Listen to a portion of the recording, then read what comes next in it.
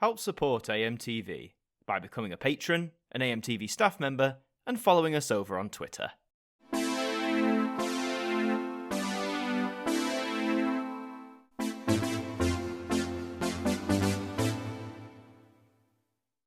"4SEVEN" became the latest offshoot in the Channel 4 brand when it launched in the summer of 2012. Its primary function is to showcase old programming from Channel 4's past onto the network, ranging from stuff that had been shown as early as the previous day to programming from years or even decades gone by. And like with any new channel that hits the airwaves, they have to make a strong first impact with audiences.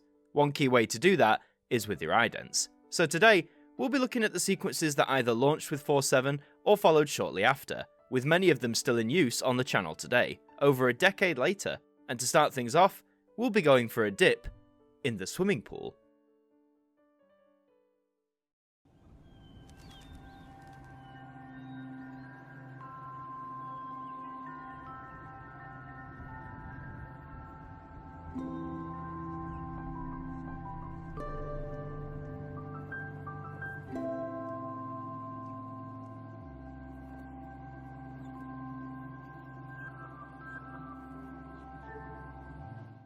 An interesting way to kick things off.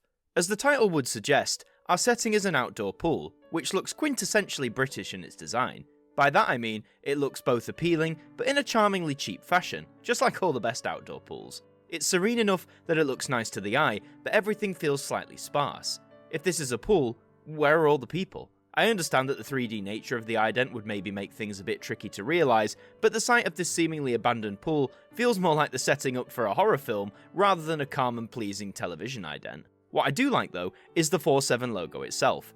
As you'd expected, the main Channel 4 look, in place since 1982, is present, with the new 7 numerals slanted alongside. Given that the logo is often showcased and rendered in this 3D perspective, incorporating that aspect into the idents I think is a nice touch, though I must admit, there are certain times where I often misread the logo to say 47, but I think keeping the original 4 font helps distinguish the two. So a decent start, but nothing that I'm blown away by just yet. Let's see if that changes as we walk over to the garden.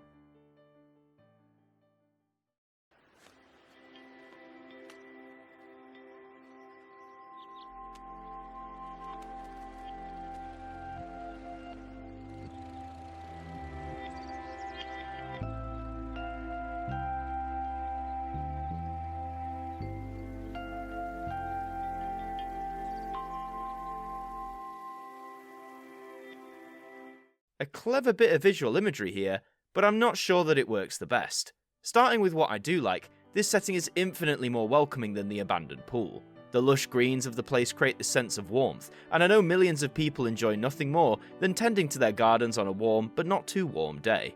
But whilst the setting looks really nice and visually appealing to the eye, I can't help but feel the central logo for 4SEVEN has been somewhat obscured. The 7 numeral I can see just fine, but the 4 logo I find quite difficult to make out in full.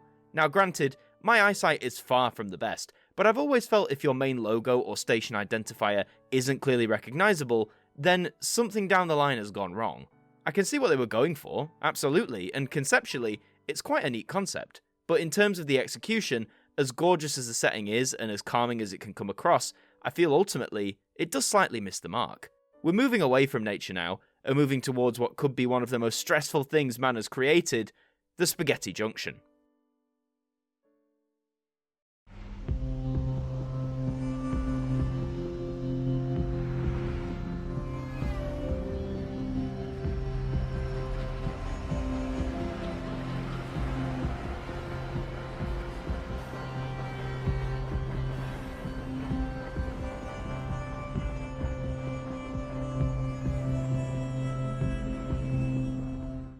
Okay, so this might be my favourite so far.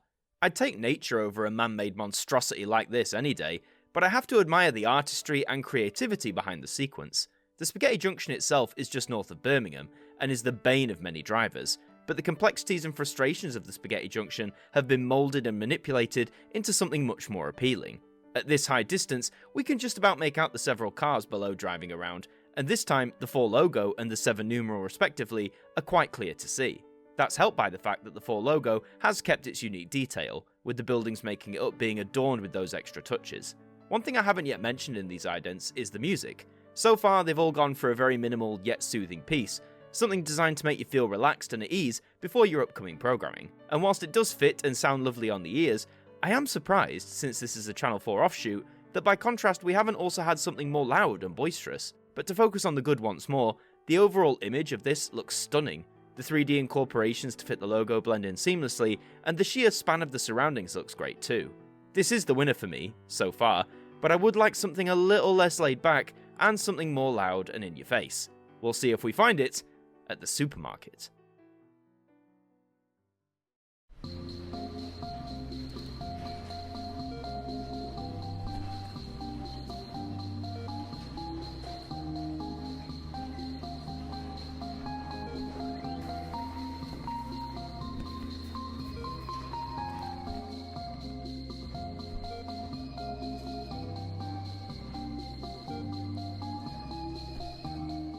A cracking concept, odd execution though. Supermarkets can often be very colourful, very loud, very busy, overwhelming places. For an ident to attempt to replicate that madness, I think would be quite novel. However, 4SEVEN decides to go against that and instead presents a more clinical take. Even though different colours adorn the aisles, they seem paler in tone, almost pastel. The abundance of white in the image also makes the whole thing feel more surreal and like some sort of experimental trial than a real genuine supermarket. The 3D effect is employed again, and does work quite nicely, the split image looking really stand out to the viewer's eye. I also like how the 7 numeral has been adapted, with details and all, into some sort of information or checkout desk. Helps make the logo blend in seamlessly, the best result if you're creating a TV ident such as this. My main gripe is once again the 4 logo, which is presented more like a shadow, but for those with weaker vision like me, it just feels like a chore to try and place it. The music is once again quite sparse in terms of what makes it up, and its slightly more tense sound further adds to the theory that this is a clinical trial rather than a real supermarket. Quite spooky in a way, which is rather apt, as during the Halloween season of 2013, the supermarket ident would receive this unique variant.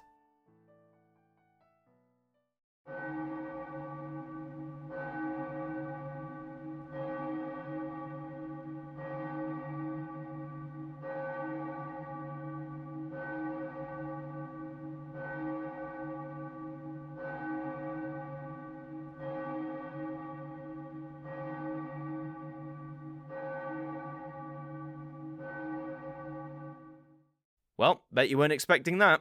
I never thought I would see an ident aligned with the Channel 4 brand that would show lifeless corpses on screen. Though this has obviously been set up with a comical edge, instead of blood, various foods have been spilled in place, and it seems that no one has survived. The shoppers, the checkout lady, they're all gone. Whilst this certainly stands out as a mildly humorous sequence, I feel a few things could have been added to really nail in the horror element of the season. For starters, why not have these very bright lights flicker, or at the very least, have them set to be a little bit dimmer? The music reflects the change, a clanging bell providing the ominous soundscape that you'd want in any good horror, but in this vast supermarket setting, why not have some object or creature darting about quickly between the aisles? Give us a vague hint or an idea as to what caused all of this destruction. So this is a fun variant for sure, but I feel that the 4SEVEN team could have pushed the boat out much, much further. And would you believe it, but in terms of idents, that really is about it. Having now been on our TVs for over a decade, it's incredible to think that 4SEVEN has continued to use this main lineup of sequences during that time frame. And I must admit that in summary, I can't quite place them. On one hand, the laid-back ambient tone to many of them I do really respect and enjoy. Sometimes I do want a soothing looking ident to ease me into whatever show I'm watching. But on the other hand, the batch also lacks some variety that Channel 4 has prided itself on these past 40 years. Keep the zoomed out 3D effect, sure, but why not have some idents that have more going on, that are more busy and loud and packed to the brim with visual detail? Some may come in the future, we'll just have to wait and see. But whilst 4SEVEN got off the mark with these sequences, I feel it still hasn't yet found a way to maximise their impact as presentation, or for itself as a channel. Thank you all so much for watching this episode of the Ident Review. If you enjoyed it, please remember to like the video, subscribe to us here at AMTV, and let me know your thoughts on the idents we've looked at today in the comments down below. Until the next time, see you later. Thank you to our patrons for helping to support the show, and a special thank you to Macra, Hooks Media, Ben Freeman, Ethan Carberry-Holt, Bruce Danton, Globe of Reviews, Derek Chambers, Sean Nock, Dord Khan, and Fabina UPC V2.0, our AMTV staff members.